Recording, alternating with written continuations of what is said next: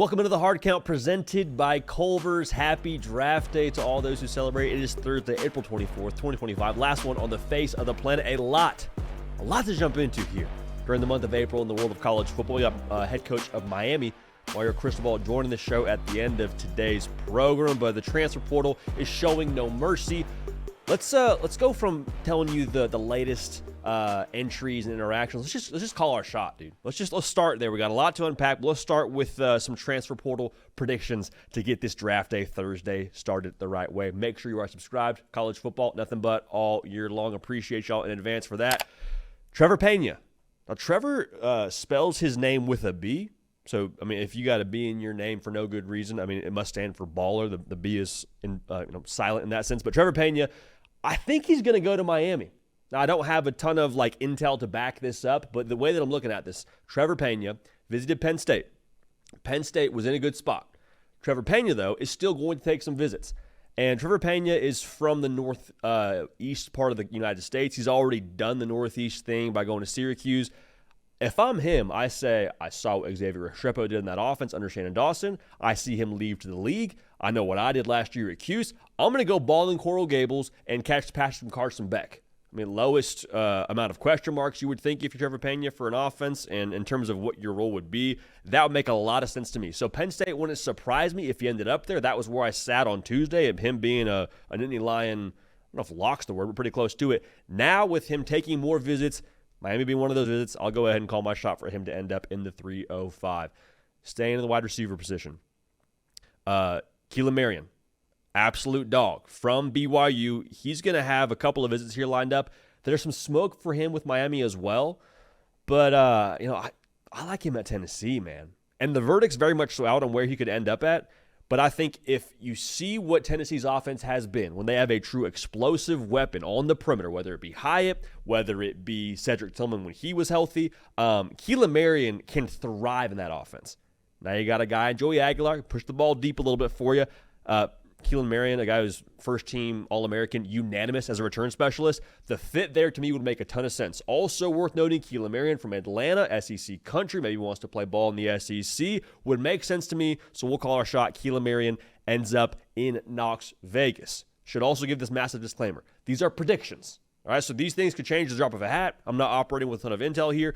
Ton of intel over on on3.com from Pete Nako, Steve Wiltfong. They're calling their shots with some real backing behind it. We're talking fit. We're talking what we'd like to see. And we're talking what makes sense to us here on this side of the operation. Steve Angeli, quarterback from Notre Dame. I'll call my shot. I think he ends up at Syracuse. And by the time you're watching this, he may have already committed to Syracuse. But Steve Angeli is from New Jersey, and it would make sense to get back closer to home, be around Fran Brown, and a dude who's revitalized Kyle McCord's career from being a guy who couldn't cut it at Ohio State and was hitting the portal because of the way things ended there. Goes to Syracuse and lights it the heck up. I keep saying this, but the origin story of a Kyle McCord could very much so resemble that of a Steve Angeli. I love the Darth Vader factor to it. Goes from one side to the dark side and ends up balling out in Syracuse. I love that. I absolutely love that. I think he ends up there. We'll call our shot. Steve Angeli to Syracuse. Now, Jaden Rashada is one more player I want to talk about here. There was some smoke, or there was a report, quite frankly, that he was going to visit North Carolina. That ended up not happening. Couple of schools in the mix for him.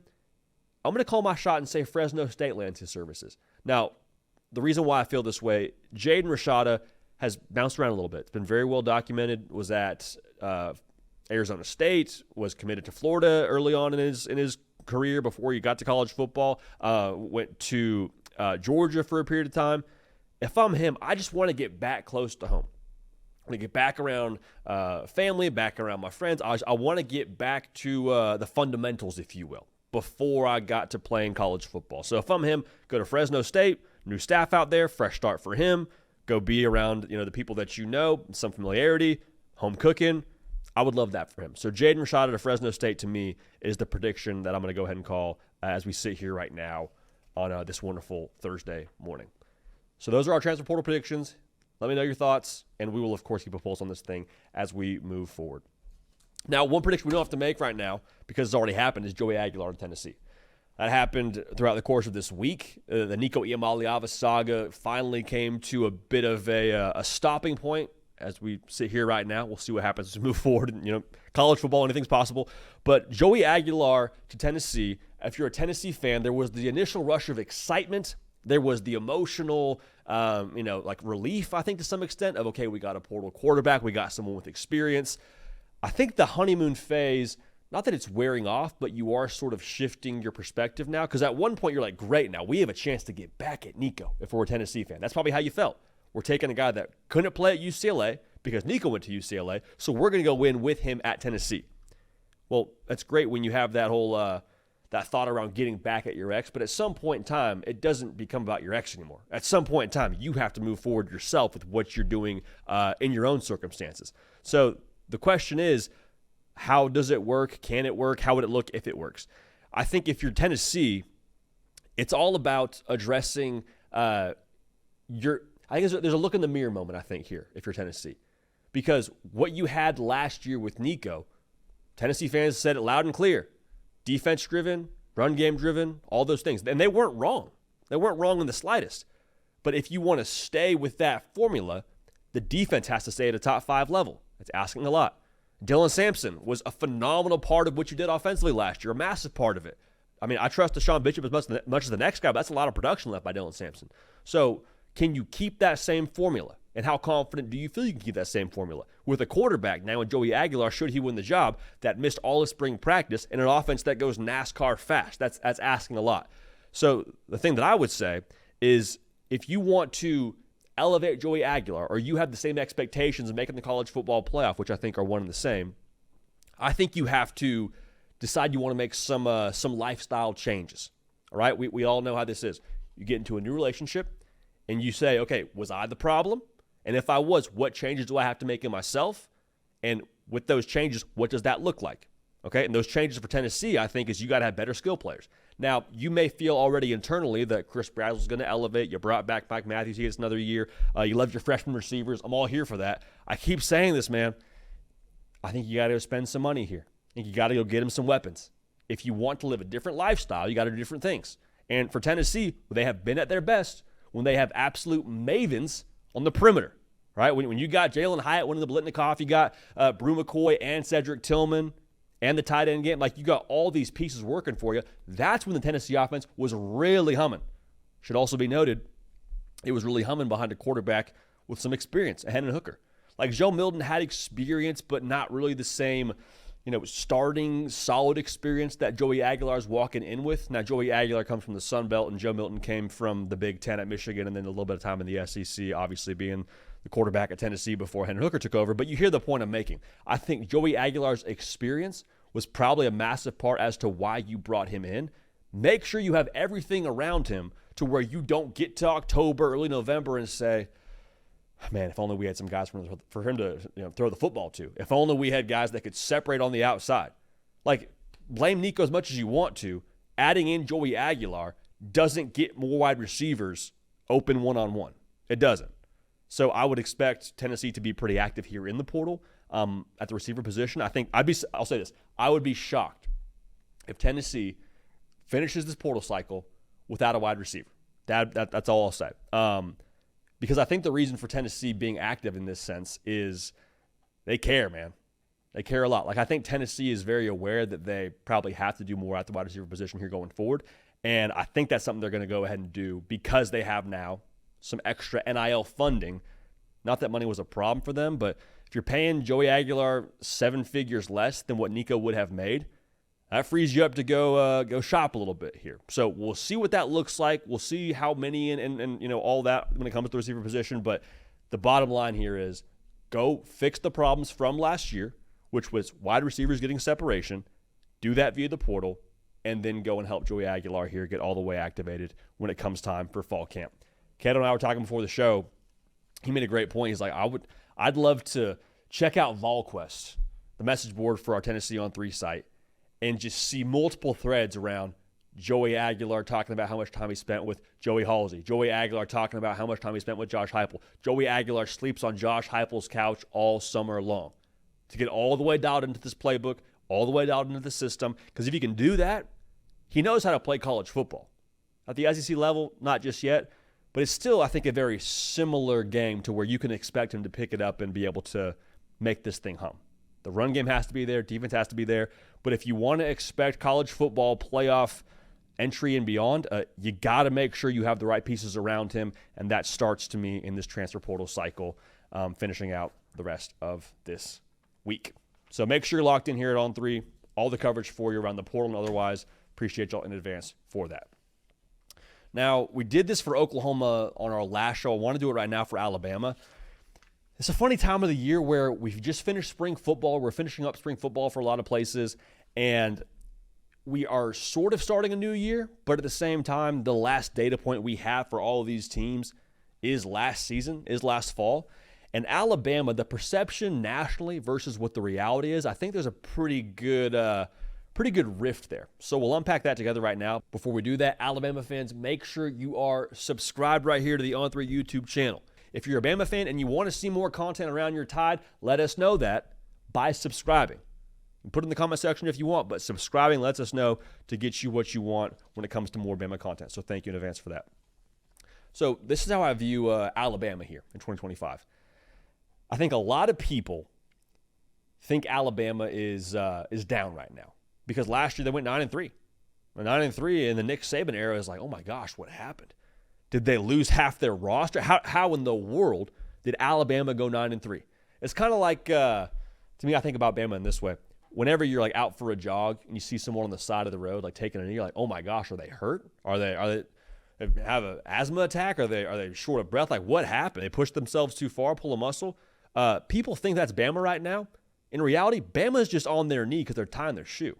Bama's just resetting here, y'all. Bama is just getting back to being able to get to their expectations, their standards, and what they are internally. I keep saying this. They're just getting settled is what I think Alabama is right now. They're not down maybe relative to what they've been in the Nick Saban era, but I don't really think they're down. The talent is still creme de la creme.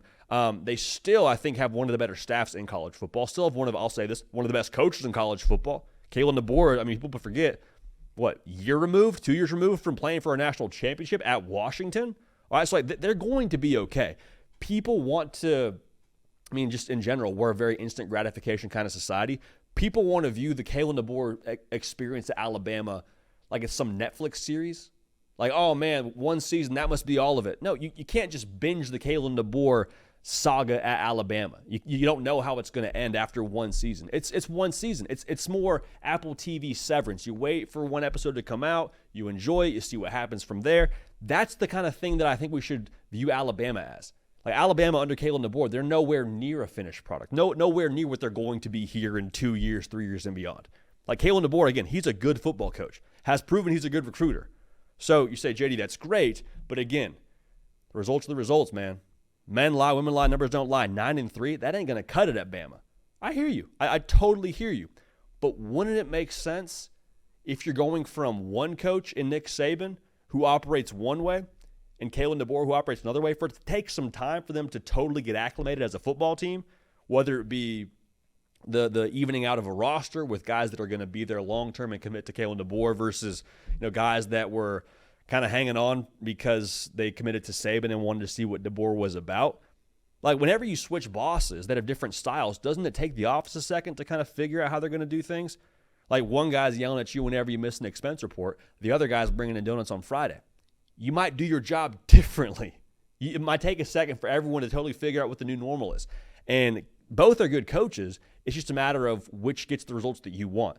Now, the tricky part for Bama is I think that there is the pivot away from Nick Saban, which is going to force, I think, a calibration of expectations because nobody's Nick Saban. Nobody's going to do what Nick Saban did. That's, I think, pretty safe to say. But that is married with the place we are right now in college football, where I think winning a national championship has never actually been harder based on the track you have to take to get there. Have to win more games in the playoff, have to stay healthy longer, have to also, by the way, deal with portal, which is hurting your depth. You have to deal with NIL, which is causing more player mobility and guys leaving and coming and going and all that. Like, it's the most difficult time, I think, currently in college football to win a national title. And so at Alabama, when that's your standard, that's your expectation, I'm not saying you're wrong for having that expectation, but I do think we need to maybe understand that things are going to be different now than when they were when Nick Saban was here. Not saying you won't still win national championships, but if your expectation is if he doesn't win a national championship in the next 2 years, this guy's the worst, that's not the case. That's not fair, that's not true, and that's not actually, I think, a proper way to gauge Alabama. So to put a bow on this thing, the perception that Alabama's down, I don't see that at all. I think Kalen DeBoer is still getting his roster intact. I still think he is getting his culture intact, and I would expect Bama to be a much improved operation from 2024 to 2025. I think from 2025 and beyond, they're going to be great shape. Like the future of Alabama is what Keelan Russell and whoever Kalen DeBoer attracts at quarterback. I'll sign up for that. That makes sense to me. I'm cool with that. Plus the recruiting apparatus that is the Alabama logo, plus Kalen DeBoer and that staff, plus Courtney Morgan. Like, okay, we can make that happen. In 2025, I am probably let me know you have a real dude at quarterback away from picking Alabama to be in the playoff. So we'll make that prediction when we get to August. That's the one thing I want to see. Reason why I feel that way, I mean, you had Jalen Milroe last year, who was great at times, but very inconsistent. When Jalen Milroe was on, Alabama was phenomenal. Alabama was one of the best teams in college football. Go check the first half of that Georgia game. When he wasn't, it was, it was very stagnant, feels like even a kind word to use, but it was bad. Alabama was not a great football team when Jalen Milroe was not on his game. And you can say that for most places across college football, if the quarterback's off, the team's off, but I really think now more than ever at Alabama, they will be quarterback driven. And that's okay. That's where college football is headed. But if you can tell me Ty Simpson's going to be a dude for us in 2025, okay, then you're probably going to be in that conversation to go win 10-plus games, be in the discussion for Atlanta, but definitely be in the college football playoff. You get Kalen DeBoer and that team in the playoff, all bets are off. So we'll see what happens there. But the perception Bama's down. Bama didn't pull a muscle. They're not running out of breath, not in bad shape. They're not falling off the face of the earth because Saban left, tying their shoe, recalibrating, getting settled. They're going to be just fine here in the future. Take that one to the bank. All right. Now, we do a lot of voicemails on this show, and we have a good time with those. And I got a couple different calls about Notre Dame, so we're going to get the voicemails here a little bit later in the show. But one of the consistent calls we get around Notre Dame kind of all hints at the same thing, which is how the offense is going to look different in 2025. And y'all, it will. Same OC for sure. Mike Denbrock's still there. And if you're a Notre Dame fan, you say, thank the Lord for that. But Riley Leonard, no longer there. Now, I told you before the spring started, hey, Steve Angeli, I'm calling my shot. He's the guy. We keep Crow in the office here in the studio. I don't have some on me, but we'll probably eat Crow in a future show because clearly that's not going to be the case as Steve Angeli hits the portal. Watch the Notre Dame spring game, and C.J. Carr looks like the guy.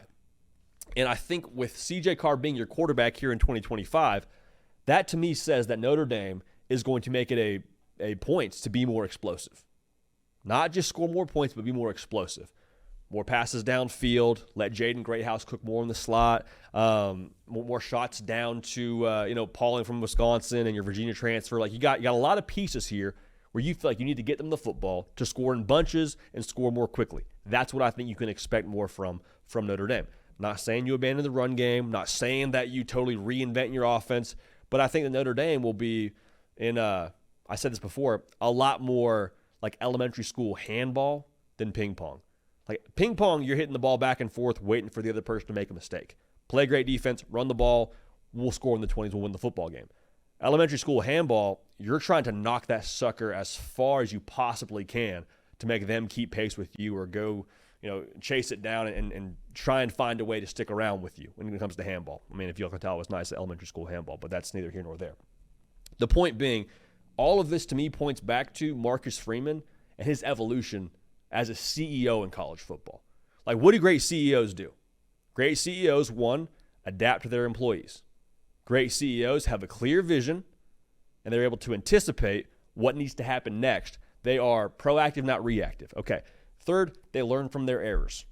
Now, Marcus Freeman, in a very short amount of time, I think has become one of the best coaches in the sport. But there's still some things that I'm sure he would tell you himself, like they're continuing to adapt to. And he said that as well with us in a conversation on this show. But let's start with that first point, adapting to your employees.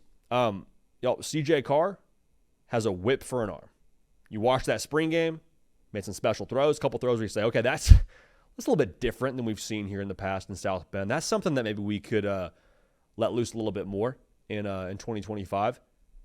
Based on Steve Angeli transferring out and what I think is true about that quarterback room right now, I would be shocked if he does not start game one against Miami. That's my feel for this. In addition to that, you got some weapons where we told you on the field post-game in Atlanta after they lost to Ohio State for the national championship game. Hey, these skill players, they might be better than we even got to see this year. Because I saw Jaden Greathouse cook two secondaries in Penn State and Ohio State for over 100 yards in the biggest stages of Notre Dame's season, and we hadn't seen him go over 100 yards all year long. Like, that guy might need to see the football a little bit more. And you go get, you already had Jordan Faison, but I mentioned your Wisconsin transfer and your Virginia transfer in Fields and Pauling. Like, you got some dudes now that need to see the football. So Marcus Freeman is saying, okay, we got these guys, plus Jeremiah Love that can help us in the pass game. That's probably going to be a way that we attack some teams. We're probably going to put the ball in the air a lot more than we did with Riley Leonard running the show. So that's one part of this. But when you think back to the games where Notre Dame, not struggled, but you think about watching Notre Dame football in general, it was defensive-led, and that's great. I'm still thinking that's going to be the case for a Marcus Freeman football team.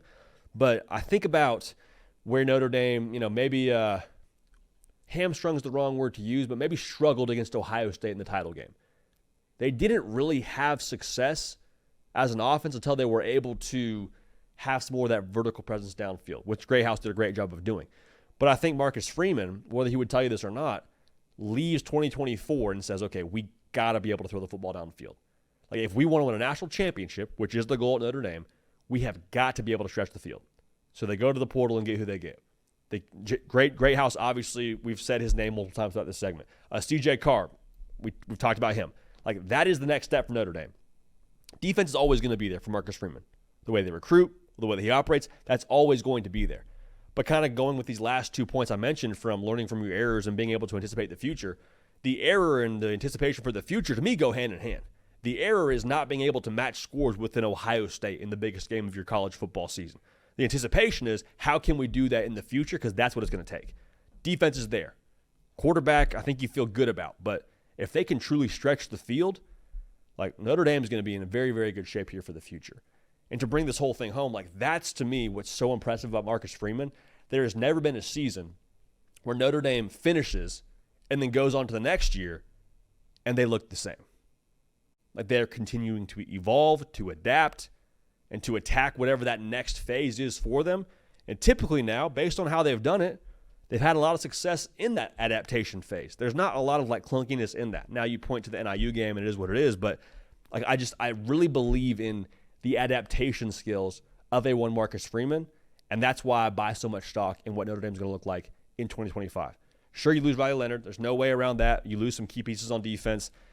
But I really believe that as a whole now, Notre Dame in their next phase, with being more explosive on offense, that's going to be a reality. And if I know anything about Marcus Freeman, it's going to be something that is effective to a very, very high degree.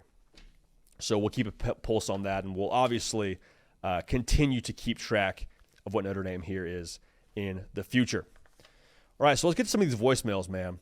We got a call from superhero of sorts. You put out the bat signal, the duck signal, I suppose, and he gives us a call. So we got a call here from our guy, the Duck Knight. Go ahead and take a listen to this. He wants to talk about Dan Lanning in Oregon and all the things going on right now during spring ball in Eugene. Yo, it's the Duck Knight. The Oregon propaganda's in full swing, bro. Got Corey and Moore, Dante Moore, can do no wrong. Yeah, that's about it. Let them know, man. Just a pause. That's about it. Don't even say anything else. That's about it. The Corey and Moore, Dante Moore. I'm here for that. And y'all that watch the show, you know we're here for propaganda. But honestly, like, propaganda, while we use it as a positive, sometimes there's a negative connotation along with that. I'm just going to go ahead and say this. I think that everything around Oregon right now, from year to year, we're here for propaganda. I think it's all real. And we'll talk about that right now as we move forward. But want to make sure y'all know, one, Oregon fans, subscribe. College Football Sicko, subscribe. Because the hard count is brought to you by our friends over at Game Time, baby. All right, now college football season around the corner. And there's a lot of times, I know a lot of the time, A big game is on the horizon. Monday, you go into work, talk to your friends. You go into the game this weekend. Probably not. Maybe if I find the right ticket for the right price, I could, but probably not. Week goes on. Friday night, are you going to the game? Maybe. I don't know. We'll check ticket prices, check the Game Time app. Okay, it looks decent, whatever. Saturday morning, you're like, hey, everybody I know is going. I got to get to this game. It's where Game Time has got you covered. Make sure you get the best view because you're able to know the view from your seat before you buy. Also able to get the best price. Game Time's taking care of y'all now. And taking care of us many times. Know it's going to take care of y'all. But if you hear nothing else during this segment, hear this. Take the guesswork out of buying that Saturday morning ticket with Game Time. Download the Game Time app. Create an account and use code HARDCOUNT for $20 off your first purchase. Terms apply. Again, create an account and redeem code HARDCOUNT for $20 off. Download the Game Time app. Last minute tickets, lowest prices guaranteed. So if you got a kick early in Eugene and you want to make sure you're dialed in, Game Time taking care of y'all, man, all year long. So let's get back to what I was saying about Oregon and what the Duck Knight is saying about the propaganda around Oregon. Of course, we're here for it. But I think around Dante Moore, which the Duck Knight mentions, the commitment level alone from Oregon to Dante Moore, I think speaks volumes. Because think about it this way. Dante Moore has been recruited by Oregon 2 separate times. Once at the high school level, where he committed, then decommitted and went to UCLA, then once via the portal. Dante Moore also commits to Oregon, and I'm sure Oregon is paying him a healthy sum of money to sit on the bench for a full year. So credit Dante Moore for being mature enough to understand he needs a year to sit behind a Dylan Gabriel. Also credit Oregon for having the willingness to get a high-profile backup and pay him, I'm sure, whatever he's owed to then eventually be the guy in 2025. You're paying for development if you're Oregon at that point in time. Also, Jaron Sagapatelli transfers, but he flips on signing day to Oregon from Cal, shows up at bowl practice, and then eventually decides that Oregon wasn't going to be the place for him. Now, I'm reading between the lines, but JKS, I should say, is a 5-star cat in his own right. He watches bowl practice and sees Dante Moore. I have to think that factored into his decision to not stay at Oregon. There's a lot of clues here for Dante Moore being a baller. If you're Oregon, sticking with Dante Moore and continuing to recruit him, that to me says a lot about how much they think about him internally. Think about it this way. If you are going after an apartment, you try to get the apartment the first time around, you make a bid or whatever, your process is there, you missed out on the apartment the first time. Okay, bummer. Second time around, you get the apartment, but you can't live in it for a year. How much do you have to love that apartment? How much do you have to be all in on that apartment to say, you know what, we missed on it the first time, going to go after it the second time. That second time, we don't get it for a year, that's fine. We'll still keep paying this thing. We'll still keep putting a down payment down on this apartment. You got to feel good. And also to put a cherry on top here, Dan Lanning and that staff, they know good quarterback play. 2 Heisman finalists in the last 2 years at quarterback. They know what they're looking at. So all that to me says Dante Moore's got to be a guy. So there's that. I also, quite frankly, just trust Dan Lanning's football values. It's funny.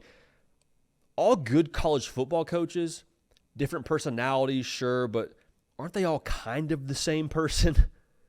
Saban was this way, Kirby is this way, Lanning is this way, Sark is this way. They all value the same thing, which are what? Recruiting, line of scrimmage, culture, and then have the ability to adapt. I would also add Marcus Freeman into that group for the record. Isn't that kind of what they do? That's Dan Lanning. And so I think we're at a point now in the college football landscape where I don't really care who Oregon has at quarterback or who they've lost the year before or the returning production. I don't care that much. Why? Because I trust Dan Lanning. Kind of the same way you felt about Bama for a long time. The same way you feel about Georgia right now. Georgia's rolling in with Gunnar Stockton at quarterback, who we've seen start 1 football game and lost. Nobody here is saying, oh, man, Georgia's going to finish last in the SEC. I don't know about Georgia this year. If you don't know about Georgia, it's you don't know if they're going to win the SEC. Not if they're going to be any good. Why? You trust Kirby. So to me, Dan Lanning has earned that much trust in my mind in a very short amount of time based on what he's done out there in Eugene and also how he's recruited. So people are going to say, well, JD, but Ohio State, right? Ohio State in the game that they played in the Rose Bowl. That was embarrassing. That makes you concerned about landing, right? Ohio State, you mean the team that they beat in Eugene? The team that ultimately won the national championship? They handed them a loss during the regular season? No, that doesn't really concern me all that much. Does that make the other 13 games that they won in 2024 less valuable? I don't think so. So once again, Dan Lanning in Oregon, propaganda this, propaganda that. We're here for all that, but they will once again be in the Big Ten title mix, and they will be in the college football playoff, and Dante Moore will be the quarterback, and we'll enjoy watching all of it. But I think Oregon, to me at this point, is as stable of a stock as there is in college football. Again, 629-888-3931. Appreciate y'all being dialed in. Got a call from our guy, Richie, who is very clearly a Georgia Bulldog fan. Take a listen. This is Richie from Elberton, Georgia. You're talking about spring ball propaganda. I just want to let you know that I went to the Georgia spring game. I saw them dogs aired out. Zachary Branch, he's going to be an All-American. Gunnar Stockton, book him in for your Heisman. First player I've seen in a very long time for the Bulldogs at quarterback. Besides Stetson Bennett, who can really just go run some MFers over, and then he'll launch that downfield for a touchdown. Calling it right now, Dogs are going 16-0. No team on our schedule can come close to us. We are the Dogs. So if you were to ask ChatGPT to give you a Georgia Bulldog fan, it would give you Richie. Just so we're all on the same page, that's what a Georgia Bulldog fan sounds like on the phone. We'll go from there. Georgia Bulldog fans, by the way, make sure you are subscribed to College Football Nothing But. If you want more Georgia content, like I'm assuming Richie does, go ahead and subscribe for us. Let us know you want more Georgia content. It's a supply and demand thing. So you subscribing tells us there's a demand. We will be sure to supply. But also want to make sure y'all know, Hard Count presented by Culver's. Now, Andy and Ari on 3 will be at the draft today, coming to you live from Green Bay, Thursday, today, April 24th, to tomorrow, Friday, April 25th. They'll be set up right outside the famous frozen tundra of Lambeau Field at the Culver's Great Wisconsin Tailgate. Born in Wisconsin, Culver's is the home of the legendary Butter Burger, fresh frozen custard, and Wisconsin cheese curds. There is no better representation of America's Dairyland than that. We'll have some special guests, so make sure you're tuned in throughout the draft. You won't want to miss it. For more details, and get ready for a weekend of fun made fresh with our friends at Culver's. Likely some Bulldogs, I would have to believe, hearing the name called in the draft tonight. So lock in there. But to get to what Richie was saying, he was saying it was spring ball propaganda. We understand that. We love it. We asked for that, for the record. Here's my take. This year's Georgia will be better than last year's Georgia. So what Richie is saying around Zachariah Branch being a baller this year, we're here for that. Gunnar Stockton and how he operates, we're here for that. The phone call in itself was pretty extreme, but legitimately, this Georgia team, I like the way that they are wired from what I can gauge right now in the spring relative to what they were last year. Now, last year, I picked Georgia to win a national championship. Clearly, that was not the case, but I think that this Georgia team, they just have more of an edge to them, dude. And people say, well, JD, what's an edge? What does that even mean? It's one of those things that's a little bit undefinable, but to try and explain it, it's kind of like that psychopath trait we talk about on this show, where you could be in the eye of a hurricane and you're able to block everything else out. Nothing else really affects you. Nothing bothers you. You're able to just put it all aside, focus on the task at hand, go to work, and find a way to get it done. And Georgia had tints of that last year. It's why they won the SEC. But it's one thing for it to be Kirby Smart psychopath trait trying to put it into his football team. He does that at a high level, better than anybody else in the sport right now. So make that clear. But it's another thing to have it be from player to the rest of the team with the psychopath trait. I think that's what some of the best teams in college football have had. Like Michigan, when they won the national title, they had the psychopath trait across their roster. Bama had it with Saban. Georgia's had it before. I think that right now with Georgia, there is no better embodiment of that psychopath trait than Gunnar Stockton. I keep saying this, y'all. He was dead on the field in Atlanta. He was dead on the field. Helmet popped off. Eyes rolled back in the head. No idea what the pulse did. I'd imagine it stopped. Dude was out on the field in Atlanta. Pops up, gets off the field. That's the guy playing quarterback for you here in 2025. A guy who's waited his turn at Georgia when he could have transferred out many a time. I promise you he could have. Could have started somewhere last year if he wanted to. Stays at Georgia, waits his turn. I think he's got an edge to him. And so it's one thing for the parents to have a certain attitude and mentality, but when the big brother has that mentality, dude, that's when the rest of the siblings take on that persona and that leadership and that kind of Again, that edge to you. So I think that's a Gunnar Stockton. He mentions in the voicemail Stetson Bennett. And Stetson Bennett, with what he was at Georgia, started out a little bit rocky with his reputation with the fan base and all that. But once he finished out, like he was, Kirby said it post-game after the national championship in Los Angeles against TCU. He said that dude has GOAT status in Athens, Georgia. That's a debate for another time. But the point I'm trying to make here is Stetson Bennett had that edge.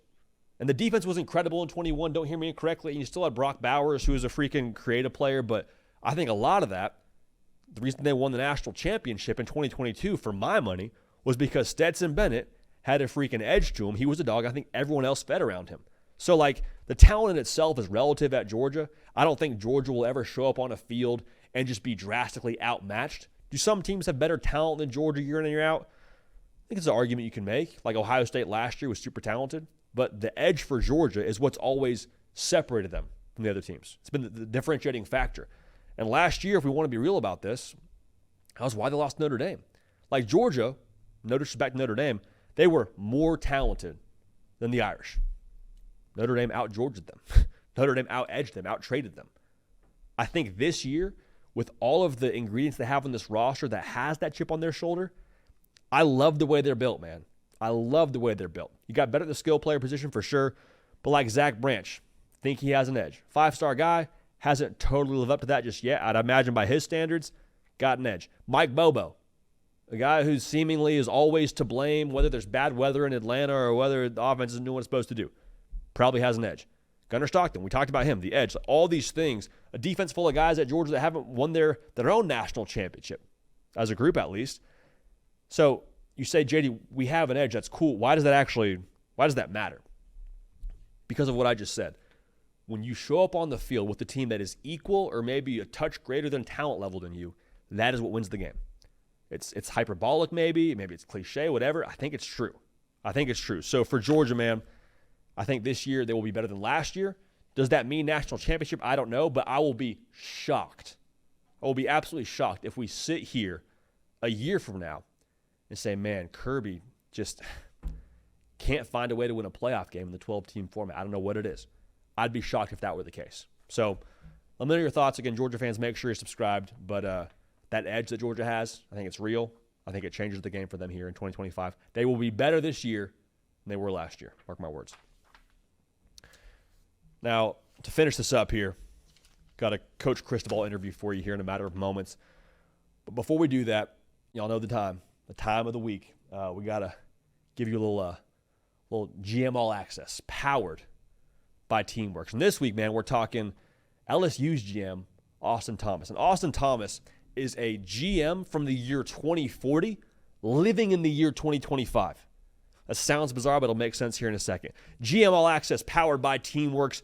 Y'all go ahead and win the revenue-sharing era with Teamworks General Manager, purpose-built for collegiate athletics, trusted by 99% of D1 NCAA institutions. Teamworks is uniquely designed by those who understand the challenges of college athletics, strategically allocate resources, optimize investments, evaluate your roster, and build championship-caliber teams, all on one integrated platform. Check out teamworks.com/general-manager to learn more. So Austin Thomas, like I said, GM at LSU, and I told you, I think he's got like the future of the GM position figured out, because we're at a point now in college football where the GM position is evolving. We've talked about that on the show, whether it be with Cody Belair, Vaughn 3, or whether it be just us doing these segments on our own. There's not really a super defined role for what the GM is. Some of it's evaluating roster construction, some of it's being a recruiter, some of it's both of those things. Austin Thomas is essentially I think it's fine to say this, I think he's essentially like the AD of the football team, if you will. Like, there is nothing that happens within LSU football that Austin Thomas is not overseeing, doesn't know about, doesn't have his hand in. Like, he is obviously very involved within the building with roster construction and recruiting and all those things. Austin Thomas is also out here working the NIL side. He's getting outside the building and activating the NIL part of things. And so you talk about that transfer portal class that LSU just hauled in. Thank Austin Thomas, because he is a big part of why that whole thing is happening. Also, it's worth noting, he was the first GM in the SEC. So his role has evolved a lot as college football has changed and as his coaching staff has changed from Les Miles to Coach O. But the role he's doing right now with Brian Kelly is one that I think all GMs are slowly but surely going to get to. And what I mean by that is right now in college football, the general manager position, we said it before, mostly in the building, mostly football stuff. But like Austin Thomas, as much as he works with Brian Kelly, he works with Scott Woodward, the AD at LSU. And so for Austin Thomas now, as things progress, like the benefit that you have at LSU is you have a guy in your GM position in Baton Rouge that is going to keep things consistent regardless of, where college football is at. So the benefit there is you have true alignment within your building from the top down, from Woodward to Austin Thomas to Brian Kelly to the rest of the staff.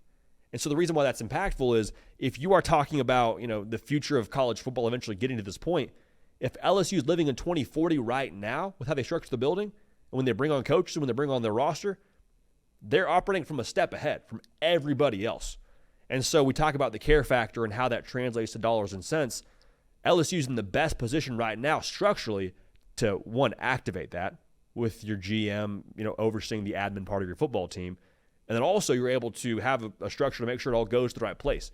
Finally now, it allows Brian Kelly to do what he's brought there to do. Right? Like Brian Kelly, of course, has his hand in the roster and, of course, has a hand in recruiting and all those things. I mean, it's a massive part of his job. But, like, Brian Kelly is a football coach. And so when you have a guy overseeing all the admin stuff as your GM, like Austin Thomas is, that frees up your coaches to be coaches. Of course, you got to deal with the extra stuff that is college football, but I don't think that Brian Kelly probably has to nearly as much as other coaches in the sport because Austin Thomas has got that all on lock. So to put it simply, LSU is set up for the future, and Austin Thomas is a massive, massive reason why with how he's overseeing things on the GM side in Baton Rouge. So don't be surprised now if LSU continues to crush it at the portal level, crush it at the high school level, and when they do, make sure Austin Thomas gets his props for his hand, not just in the recruitment and the roster construction, but also the NIL activation and having the give a darn care, the give a darn factor, the care factor to afford all those top talented recruits. So again, appreciate Teamworks bringing y'all that segment, GM All Access. Y'all, happy draft day. Very, very grateful to do this with y'all. Cato on the ones and twos. If you haven't yet checked out our mock draft, time is ticking because the draft here is in a few hours. So go ahead and check out the perfect mock draft. Got the answers to the test before it even comes out. But before we get to that now, before that comes out tonight, before the draft happens tonight rather, here's our conversation with Mario Cristobal. Appreciate y'all. Love y'all. We will keep this party rolling. We will see y'all next time. Coach, you have been a part of Miami when it's really humming, when Miami is the U. Last year, second 10-win season at Miami in the last 20 years. Compare the vibe to when it was humming, when you were reeling off national titles, to where it is now coming off that 10-win season. Well, it just feels like we're really working our way there. Like the results are starting to be legitimate. The roster's improving, the coaching's improving, the caliber of recruit and prospect that we're landing, and then the product on the field continues to improve. And now we're looking forward to, throughout the course of spring ball, just get better and take that to another level. And Coach, you mentioned the roster. Your first full class as the head coach at Miami is now juniors, guys like Mawanoa, Ruben Bain. Speak to what they mean for Miami in terms of where the roster is right now and just the trajectory arrow of where Miami is heading. Yeah, that's a great statement right there. Those guys are now going to be juniors. When I played, we'd be redshirt sophomores, right? Because there were so many players in the boat already. So they've forged their way onto the field and played significant roles for us. And some have starred in those roles. And they've also led to just other people believing in our vision and our process. And they've helped us load our team up with more talent, more hard working, just high character, high work ethic, high achieving mentalities. And it's neat to see these guys that came in and see their bench presses, their power cleans, their squats now look like mature veteran players should have those numbers look like. You could hear it, like when you watch one-on-one and you watch Francis Mainoa against Ruben Bain, you can close your eyes and it sounds like a typical old school Miami collision, if that makes sense. Just the level of physicality and the level of power and speed is getting better and better. And again, we got a ways to go, but man, it's been accelerated with last season, and we're looking forward to putting our foot on the gas again. And I think there's the physical side of Miami you just spoke to where y'all have elevated now under, you and your staff. But there's also, I think, when you watched y'all a year ago, there's a very different, maybe temperature is the right way to put it, in terms of just how y'all are attacking things and the way it feels watching Miami football. Where do you feel like the culture is relative to your expectations from when you first got the job to now going into another year? Well, I mean, it's never going to be all the way there because our expectations are so high. And when you play at a place, you always have it almost an inflated memory of it. But it was awesome. It was a one-of-a-kind culture. And we feel that every year, every season within the season, right? You go from the fall to the winter conditioning program to spring football. It feels like it just keeps getting better and better, and it's being led by headstrong, just hungry, driven, humble dudes that want to make it happen. So, the fact that we're starting to get more results on the field, that pro day looked like an old school Miami pro day with the amount of NFL personnel that was here. It's just all track, and all the things that we talked about, the things that we envisioned, they're starting to come to life. And we still have, again, a ways to go to where we want to be and where we want to stay, right? And making that a reality just requires every ounce of energy and heart and soul that we have, and we're looking forward to pouring it all into Miami football. Yeah, Coach, talk about that pro day. I think everyone was tuned in to see Cam Ward just put on a show, which he did during that pro day. But with what he was last year for Miami, just speaking back to that culture, it felt like he helped almost reset things for y'all internally. Talk about that, and just, I guess, is that kind of the case for what he was last year for y'all? Was he that resetter of what Miami is now? It was exactly what we needed, and we were exactly what he needed. He needed protection. He needed a supporting cast. I think he was sacked 40 times the previous year and hit, probably double that in the process, and played from behind most of the time. And then he gets to Miami, and, the line of scrimmage is different. His supporting cast, the pieces around him are different. And he's complemented by a culture that was really just hungry, had an appetite for taking that next step. And all those things combined led to him having an awesome season. He is a unique leader and competitor. We certainly did everything we could to help him, and he did everything he could to help Miami. He's forever a Cane, and he elevated the profile of our university and kind of, opened a lot of eyes as to the transfer portal process and what we're able to do with guys that take the opportunity to come to Miami, whether it be a high school player or a transfer portal player. So just an awesome dude. Looking forward to him in the draft. Should be a great day. Yeah, Coach, we're doing this show from Nashville, so we're hoping maybe we get to see some number one jerseys around Nashville here, not the too distant future. But you spoke to the transfer portal, almost the blueprint that helped provide when you landed Cam Ward and what he did on the field. Just landed Carson Beck via the portal. I know he's not going through spring practice right now, to the physical degree 110%. But what made him the right fit for y'all via the portal? Well, if you watch him in 23, he's far and above, the best quarterback in the country statistically. And you look at statistics for a guy that probably was pulled out of 4 or 5 games early, due to the games being out of hand. And then last year, things were a little bit different for them offensively, with, you couple things like, a few more drops than usual, a few more issues in protection than normal, just a different deal, a different year, and still having a really, really good numbers and still finding a way to be part of a conference champion team. What he does really good fits what we do really well. And I think he's a guy that just scratched the surface. We felt that there's a lot of untapped potential in him, and we feel that the combination of his skill set with this supporting cast and this system is, it's exciting for us because we feel really strongly about what he could do systematically with our football team. Yeah, Coach, I'm excited to watch him in Shannon Dawson's system with how effective y'all were through the air last year and how often you put it in the air. How different is his skill set, or how differently do you call the offense if you're Shannon Dawson, talking about Cam Ward and how good he is off script, to a guy like Carson Beck who might be a little bit more playing within the system, if you will? I mean, maybe he does, maybe he doesn't. Maybe this system unlocks maybe some things in him that he's done really, really well.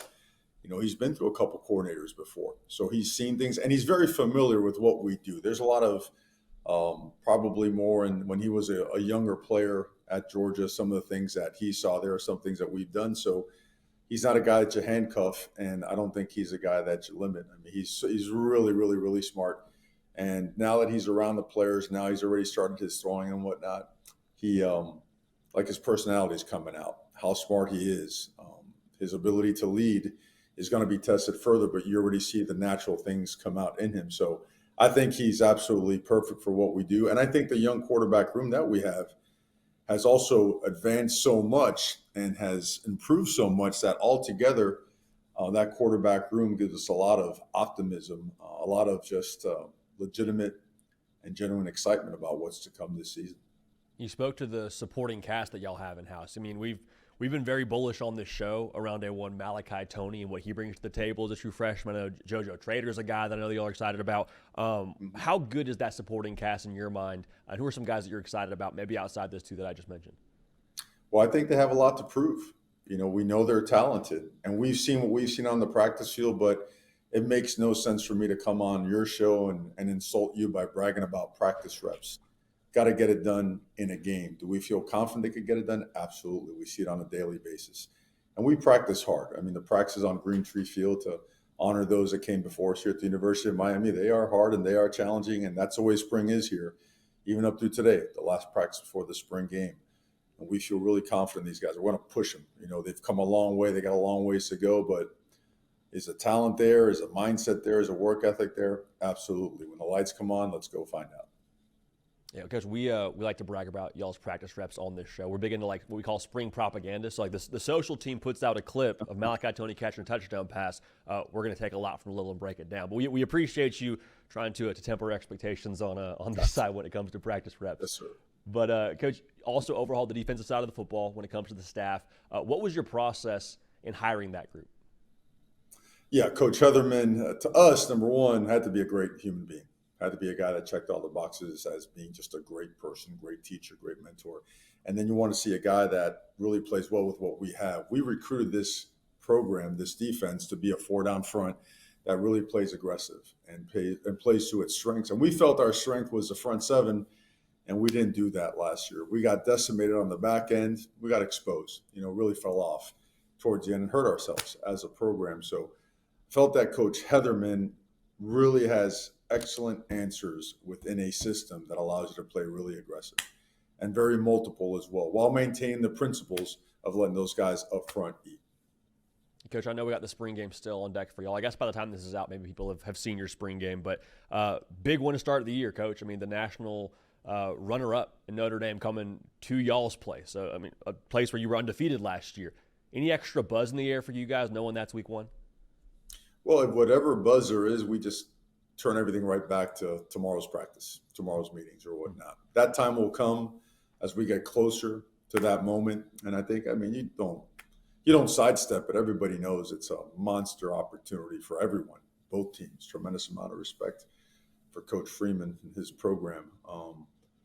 And for us, the tradition of that game, having been part of it as a player, when that'll take care of itself as we get closer to it. Right now, every ounce of focus is on getting better and really learning how to work as a true professional, as a student athlete at the college level, which nowadays it's as equal to pro football as you can possibly get. Coach, you mentioned you playing there and you having understanding what the U is and what Miami is. So many people in this space, in the media space, like to ask the question, is Xchool back? I said about Texas for a long time. To you, with how close you are to it, what would qualify the U being back in your mind? When we get there, I'll be more than happy to let my opinion on that be. For between now and then, there's absolutely no inkling on talking about we're here or we're there. I think that's nonsense. Honestly, I came to the University of Miami as a player, and I signed here because I used to come every waking moment, every free moment I had, and watch them practice and grind and work and kick each other's what's day in and day out and be a true brotherhood. And that's what everything was founded upon. And that's what it's being done right now. If our players heard me say something like that, a projection, a prediction, they would think it was AI or something like that. It just doesn't happen. So we're focused on working, brother. That's what we got to do. We've come a long ways. We still have a ways to go, and we're excited about it. Love it. Yeah, you can never can be too sure with the AI these days. People are getting a little bit crazy with that stuff. Coach, anything we got planned that's not football in the future? I know you're dialed in right now, finishing spring strong. You do anything not football related, or is just all ball all the time right now for you? Oh, it's ball all the time. Hopefully, if freed up after our last sit down with a recruit, hopefully I can get out there to UFC 318, which is here on Saturday, and catch a couple of bouts there, man. That's always fun. Time. It's that's big yeah, time. it's. Are you a UFC like a UFC like something you do in the free time? You go to a lot of fights. That's hardcore. It's good stuff. Good stuff. Awesome. Well, Coach, appreciate your time. Appreciate you make some time to talk some ball with us, and looking forward to seeing y'all get after here in the fall. Appreciate you, brother. Thank you for your time, man, and go Canes always.